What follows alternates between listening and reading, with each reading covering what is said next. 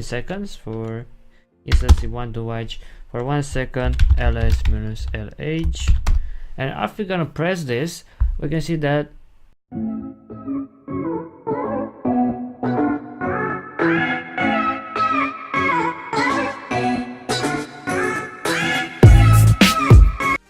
Hi, Dreamcode is here back, and today we're going to discuss about how you can run a command for a period of time without doing a script, without doing anything. It's just simple run. So in order to do that, if you want to watch, for instance, your memory all the time, let's see, we want to watch memory in Python work. Let's go to Python work. Then we can write simply watch. Let's see if we have watch. Yeah, we have watch. And after writing watch, we can see that we got multiple parameters. So after writing watch, we have to specify a number of interval in seconds. For instance, we want to watch for 1 second ls minus lh, and after we're gonna press this, we can see that we'll have the, so now for 1 second, so every 1 second we'll see this. So this is really useful when you want to look on a directory, on when you want to see how does if we go into Python basics, and we're gonna write here something like ls minus lh, we'll have this. If we write ls, we'll have this. And if we write ls and you want to count the number of files inside, minus w, we'll have 2 files here. So this command will say, dude, you have 2 files inside this directory inside Python basics.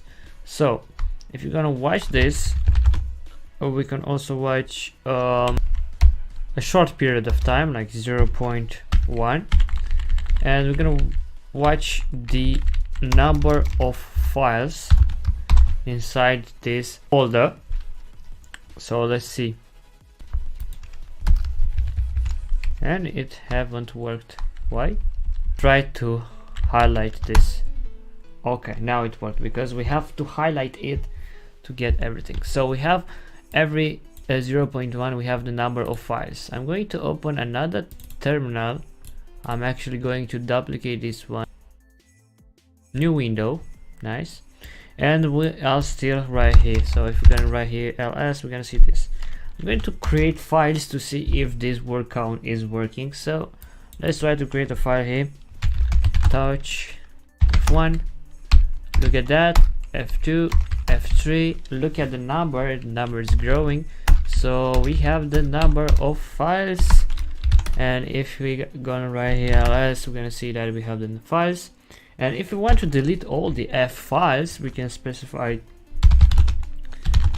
rf minus r, then we specify f, then these files, we're gonna write the password. Now look at that, we'll have 2 files. This is so nice.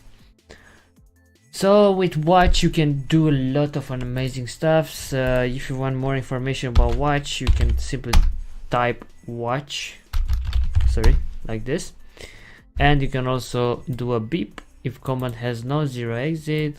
Color, I can write something like this.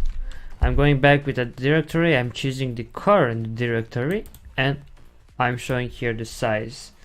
So I can do this stuff like watch minus then I specify for 0.1, then I'll specify this command and I'll watch this command. So we have the size, and here we have the number of files inside that. I can look on both of these terminals. I'll open another terminal, so I'll create, or I move a file there to see that the size is growing. So I'll do a new window, then right here I'm creating a file, so vim file with size, let's say txt. Then I'll do a bunch of stuff here.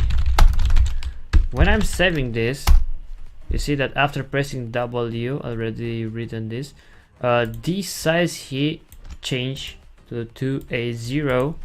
So if I'm going to add more data inside this file and saving this, sorry, now look at here, we still have this amount of size. I think we need more data here. So I'll do something like entering in visual mode and going home.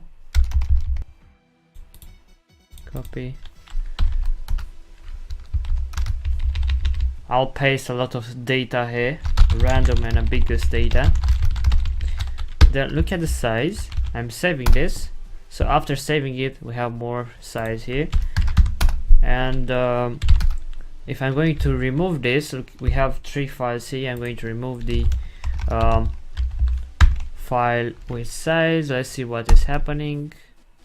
The size is going down, and also the number of files. They can do more things, more comments. You can run them at a period of time. This is really useful, and I wanted to do this quick tutorial for you because I think you should know this if you want to use terminals and Ubuntu. Thank you for watching. Have a nice day, and stay tuned for next videos, which will come pretty soon.